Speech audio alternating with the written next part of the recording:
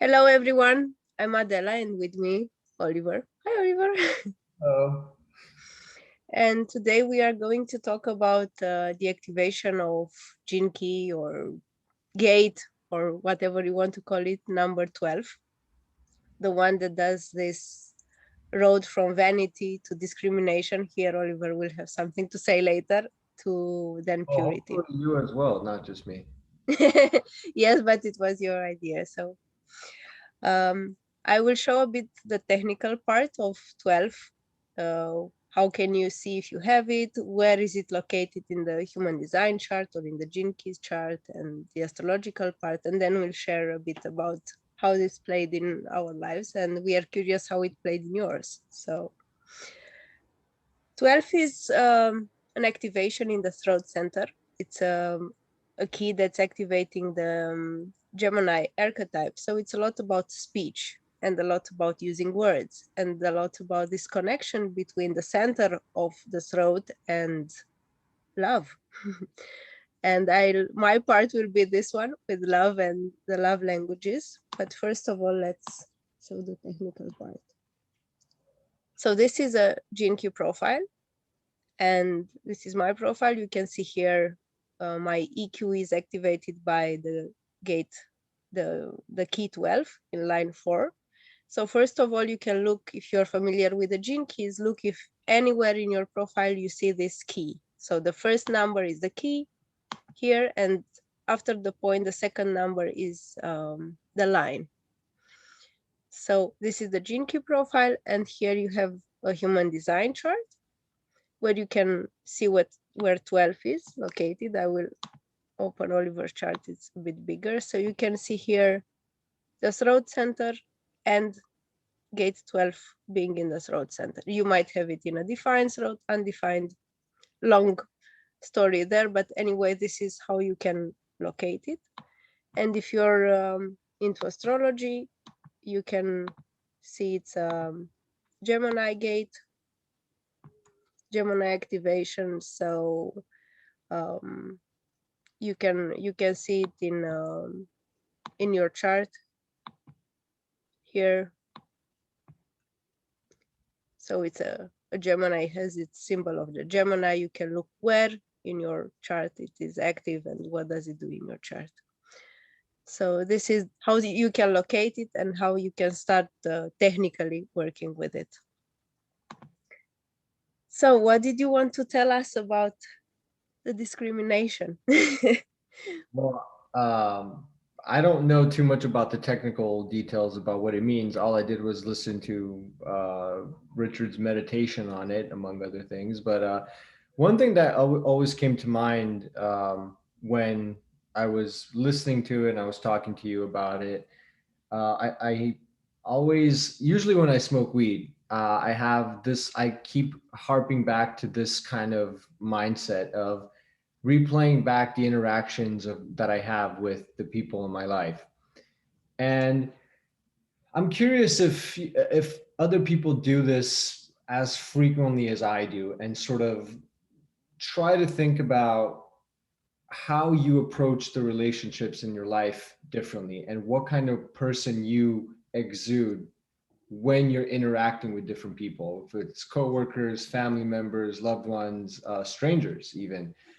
And the reason I think this is a key because this gate talks about the purity of the soul, right, and how that's basically the city, and that's what it gets at. But in the gift, it talks about this term of discrimination. But I personally don't think the word discrimination fits as a gift in the American language, or at least in the English language. It has a very negative connotation, I think. I prefer differentiation, maybe even discernment, although discernment has a slightly different definition. But what I've noticed is through our voice, we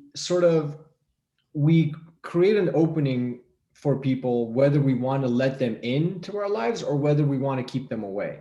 And that's what sort of the shadow is, the dilemma of being alone versus wanting to be with someone. Mhm. And um, I noticed that when I'm in situations where I don't want a particular person to get too close to me, uh, what kind of effect that has on my voice, my tone, and everything, and all the unspoken aspects of that communication. Whereas on the other hand, the power you have as a person to let someone into your life, and let them see a true part of yourself, basically opening up your heart, as you know, everyone talks about, that really is that differentiation, where you consciously make a choice with that person as they come in your life, to the words you use, the facial expression you have, and almost like the sincerity that comes out of your voice, because people are very good at detecting when you're being whole, when you're being truthful, when you're being full in your expression and what you're trying to convey. And people also are very good when to sense when you're not like that. Mhm. And yeah, that's sort of my, I guess, realization on it, that I kept thinking about is, you know, the effect that you have when you meet certain people, and just how different you can be around different people in very Mhm. similar circumstances. Yes, I liked it when I first heard it from you, and now I hear it even deeper. And what I would like to add here is that definitely being in a throat center, the throat is about this modulating of speech, and 12 has this capacity to either kill with words, or nurture with words. So it's a kind of poet. It can be romantic or it can be very cruel. So yeah, it's a very good point here in opening or not, making other people to come and open or not, depending on how we use that voice. And I think what I would add here is the love languages. I think 12 is a lot related to love and to language and to finding the love language. And here I think we had some um, exploring to do, and we found our love languages were different. So 12 has this capacity to combine speech with love. Yeah. I i find it has this capacity. Yeah, sorry, what did you want to add? Yeah, and I was curious, like, do you have yours in a consciously? So do Yes. you find yourself consciously altering your speech with people around you, and filtering depending on how much you want to let in or give out? I think so. When you refer, I will share for the others. When Oliver says conscious or subconscious, it's is it activated in the personality side? I'll show a chart again.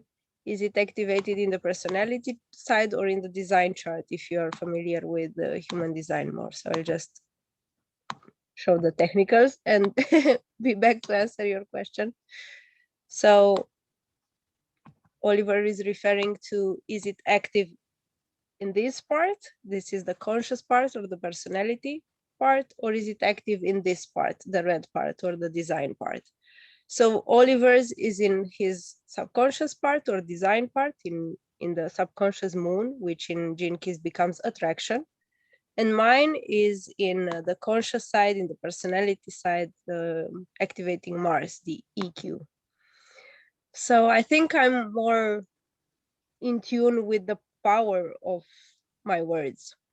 Like, I kind of know what I do with words and when I do stuff with words. And 12 is a very strong key related to the impact of speech.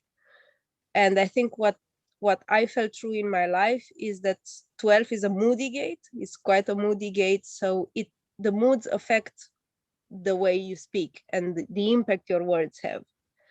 So it might open the heart of people if you talk from that kind of, let's say, mood, or it can just destroy people in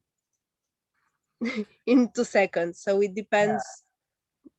Yeah. Yeah, I'm so How glad did you you said feel it? that, because that is one of the things that always came to me is, was I too harsh with that person, or did I say the wrong things? Because for me, I've always had this problem where I'm not very conscious of the things that come out of my mouth. I've always had a problem with this, and it's something that you can refine, but for someone I think like me who has it subconsciously, it's still difficult because sometimes when you're on low life energy, sometimes things just pop out of you and Mm. you can't really control them. And then it's only until if you meditate at later points that you can think back about how was my interaction with that person, what reaction did it have. So yeah, that's definitely a good point to make, that it is extremely moody and mood dependent.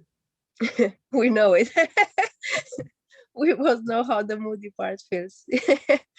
Yeah, so take a look where you have it in your chart, and you can share, is it in a conscious side, subconscious side? And if you don't know how to see them, you can just add in the comments, mine is the attraction or the evolution, and we'll help you with that. Okay, and wrapping it up, what I wanted to add from my side, what I felt impacted me when I listened to 12 is this kind of falling in love, the importance of falling in love for the 12th gene key. And it's a falling in love with life and with the idea of falling in love. I think it's 12 is one of the most romantic keys, and that key that it has that unlocks the mysteries, because it's one of the keys that's alone on her own ring of secrets. That secret is this kind of just being in love and having a cat that needs attention. So yeah, I find that part to be very, very important in my life, and yeah, just the power of love. Oh, Mila Mila. wants. Mila wants love.